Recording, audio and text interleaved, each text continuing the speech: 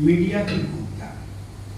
इस विषय पर तो देश के अंदर न जाने कितने विचार संगोष्ठियां हुई, लेकिन इस स्थान पर जिस विषय को लेकर यह कार्यक्रम आयोजित हो रहा है अपने आप में महत्वपूर्ण है, क्योंकि जब भगवान राम का जिक्र आता है तो लोकतंत्र की रक्षा के लिए तमाम आलोचनाओं को स्वीकार करने वाली कैकेयी का जन्म भी इसी क्षेत्र में हुआ था। कितनी आलोचना सही, लेकिन लोकतंत्र की रक्षा के लिए राष्ट्र में एक समन्वय बनाने के लिए राम को वनवास दिलाने का जो श्रेय माता कैकेयी को है वो इसी धरती से है।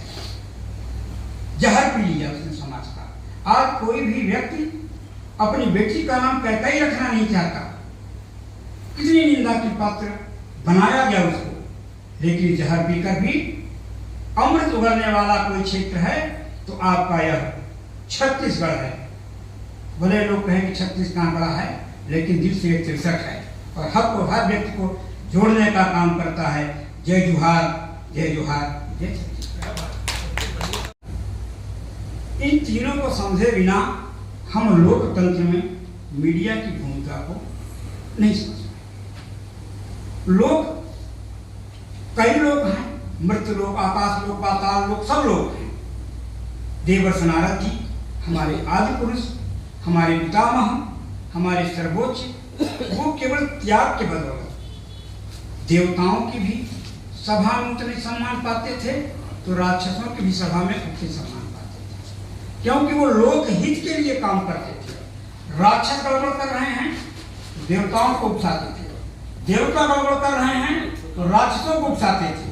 वो लोक कल्याण के लिए नारद जी कार्य करते थे। इसलिए जन कल्याण की बात करने वाला अगर कोई व्यक्ति होता है तो वह सच्चे हृदय में मीडिया होता है, पत्रकार होता है। हमारे आदि देवर्षि नारद जी होते हैं। तंत्र ये लोग हैं। स्वतंत्रता के बाद इसकी परिभाषा बदल गई। आजादी के बाद लोग को संचालित करने का काम, लोग को हम किस ढंग से व्यवस्थित करें, उनको हम किस ढंग से मानवोत्तर से ऊंचा स्थान दिलाने का काम करें, उसके लिए जो हमें एक भारत के संविधान के तहत एक तंत्र मिला, उसको मिला देते हैं तो हमारा बन जाता है लोकतंत्र। लोक और तंत्र, अगर लोक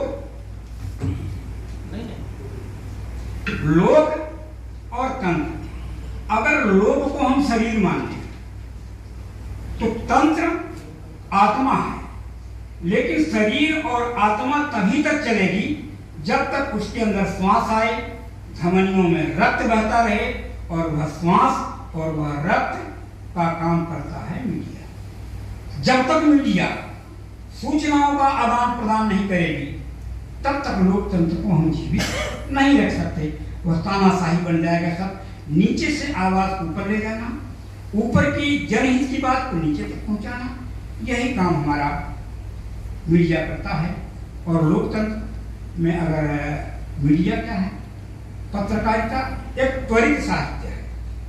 कोई साहित्यकार साहित्य लिखता है, लेकिन हम कल की घटना को आज अखबार में छाप देते हैं तो वह मेरा त्वरित साहित्य है। समाचार पत्र त्वरित साहित्य है। हम अपनी बात को रखते हैं समाचार पत्रों के माध्यम से, और कोई भी साहित्यकार धरती पर आज तक ऐसा नहीं हुआ जिसकी साहित्य की पहली कलम किसी न किसी अखबार में न चली। अखबार, समाचार पत्र साहित्यकारों को जन्म देता है और साहित्यकार समाज को दिशा देने का काम करता है।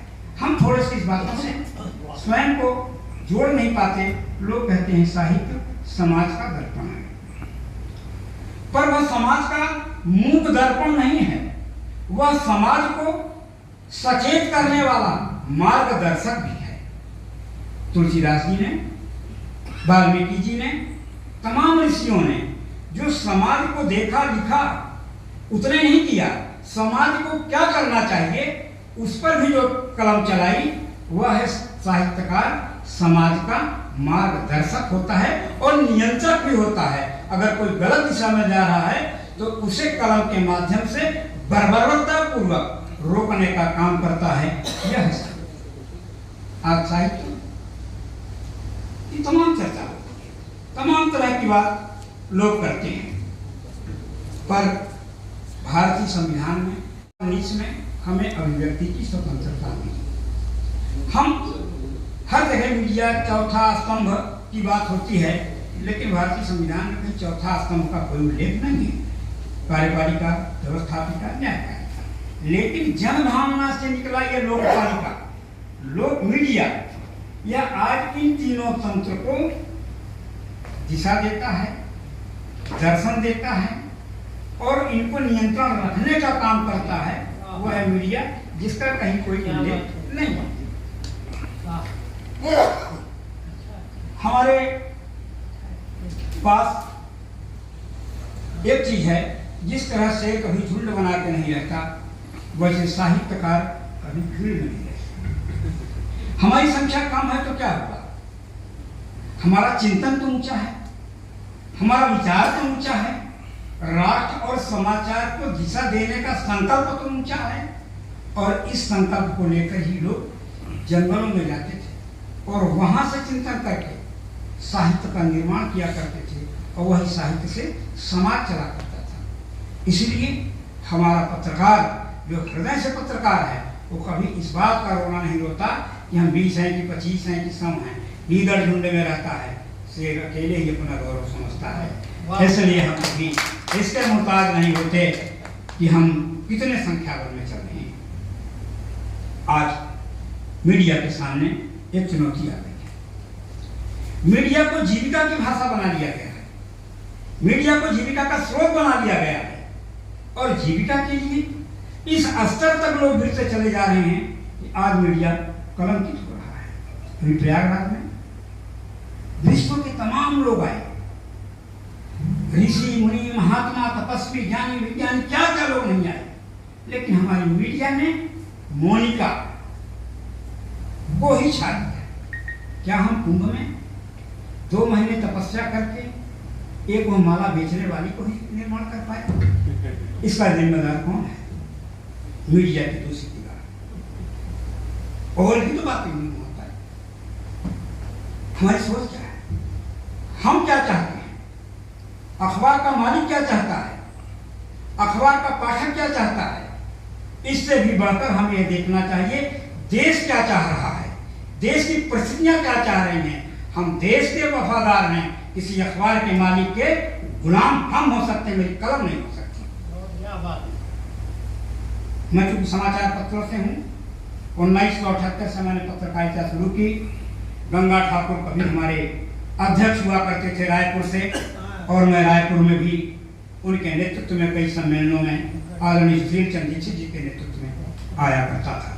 आज मैं व्यक्तिगत रूप से गंगा ठाकुर को स्मरण करता हूँ, नमन करता हूँ, जो इस भूमि के एक ऐसे पत्रकार थे जिन्होंने लेखनी के आगे कल सर नहीं झुकाया, चाहे कितने बड़े बड़े लोग आए हों, उन्होंने अपनी लेखनी की पवित्रता को कायम रखा। जितने हाथ में मोबाइल उतने पत्रकार हो गए, जितने हाथ में मोबाइल उतने पत्रकार हो गए। नट को कैसे कसना है उसके लिए हम 2 मिनट का रिकॉर्ड बना के भेज दिए। कुत्ता नाली में पड़ा है उसकी हम वीडियो बना के भेज दिए। गधा दुलत्ती कैसे मार रहा है उसकी हम वीडियो बना के भेज दिए, और ले लिया एक तो प्रेस का कार्ड। चिंता क्या है? रात को दे क्या रहे हैं? समाज की आपकी अपेक्षा क्या है? जब किसी नदी में पानी ज्यादा बढ़ जाता है तो पानी गंदला हो जाता है, पीने का लायक नहीं रह जाता, उसको लोग फिल्टर करते हैं, तब पीते हैं या इंतजार करते हैं कि बाढ़ खत्म हो जाए। आज पत्रकारिता की बाढ़ ऐसी जा रही है, बहुत हो गई।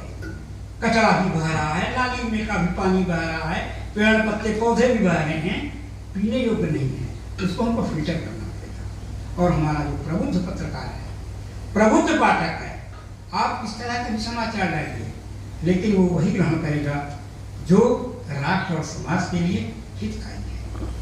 नारद जी ने कोई आइडेंटिटी कार्ड नहीं लगाया था, लेकिन राक्षसों की सभा में तो सम्मान पाते रहे, देवताओं की सभा में सम्मान पाते रहे। उन्होंने अपना कोई महाल नहीं खड़ा किया, अपना कोई वर्चस्व नहीं बनाया। पत्रकार फक्कड़ हो सकता है, भूखड़ नहीं हो सकता। फकीरी में जीतेगा, लेकिन कभी अपने मान सम्मान स्वाभिमान से समझौता नहीं करेगा। और जो पत्रकार होगा सही, उसको घर में उसकी बीवी से 4 बात तो रोज सुनने को मिलती है। सुबह से निकल जाते हो, बताते हो कि मुख्यमंत्री के बगल में बैठे, इसके बगल में बैठे, घर के बच्चों के लिए क्या लिया है, उनके लिए क्या लिया है, उसका सर वहीं पर झुक जाता है। सोचता है कि मैं माता सरस्वती की आराधना करूं, ये अपने बच्चों के परिवेश के बारे में सोचूं। इसी द्वंद में पत्रकार का जीवन व्यतीत हो जाता है। लेकिन एक चीज है मित्रों, अगर पत्रकारिता सही और ईमानदारी से किया है, उसकी औलाद, उसके बच्चे देश और समाज के ऐसे पदों पर जाते हैं जिसकी लोग कल्पना नहीं कर सकते। कि सड़क में अखबार बेचने वाले का बेटा जज बन गया, सड़क में अखबार बेचने वाले का बेटा कलेक्टर बन गया, मुख्यमंत्री के दावेदार तक लोग बन जाते हैं सच्ची पत्रकारिता करने वाले। इसलिए पत्रकारिता महान कार्य है, पुनीत का कार्य है, इसे कभी भुलाया नहीं जा सकता। बहुत से लोग हे दृष्टि देखते हैं, ये साप्ताहिक अखबार वाला है, अरे मासिक निकाल रहा है, इतना मासिक निकाल रहा है, ये दैनिक निकाल रहा है। दैनिक अखबार की लाइफ 24 घंटे, एक दिन की उसकी जिंदगी होती है। साप्ताहिक अखबार की जिंदगी 7 दिन होती है, मासिक पत्रिका की जिंदगी 1 महीने होती है, त्रैमासिक की 3 महीने होती है, वार्षिक की साल भर होती है। इसलिए पतंगे के तरह तुरंत भस्म होने वालों की तुलना में आप लोग प्रौढ़ हैं। उनके विचारों को भी समझें जो बड़ी वेदना से, बड़ी कठिनाई से अपने बच्चों का पेट काट कर साप्ताहिक अखबार चलाते हैं, मासिक पत्रिका चलाते हैं। उनको भी वही सम्मान हम पत्रकारों को देने का काम करना चाहिए। आज इलेक्ट्रॉनिक मीडिया बहुत महंगी हो गई। पत्रकार जीवन में सबको संतुष्ट नहीं कर सकता, खासतौर पर राजनेताओं को कभी संतुष्ट कर ही नहीं सकता। आज आपने इतनी बड़ी खबर चलाई, उनकी अपेक्षा इतनी बड़ी हो गई, फिर इतनी बड़ी हो गई। एक ना एक दिन आपको उनसे मुख मोड़ना ही पड़ेगा। तो पहले से ही क्यों ना मोड़ लें कि भाई हमारी सीमा इतनी दूर तक है, हम इतना ही आपकी सेवा कर पाएंगे, ना हमसे आप अपेक्षा रखिए, ना हम आपकी दलाली करेंगे, ट्रांसफर प्रमोशन।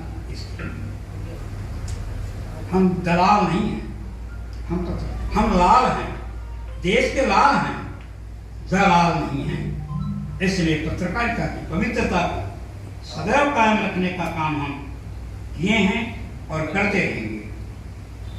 और हमारे अभी बहुत से वक्तागण पत्रकार के बारे में और लोकतंत्र में मीडिया की भूमिका के बारे में विचार रखेंगे।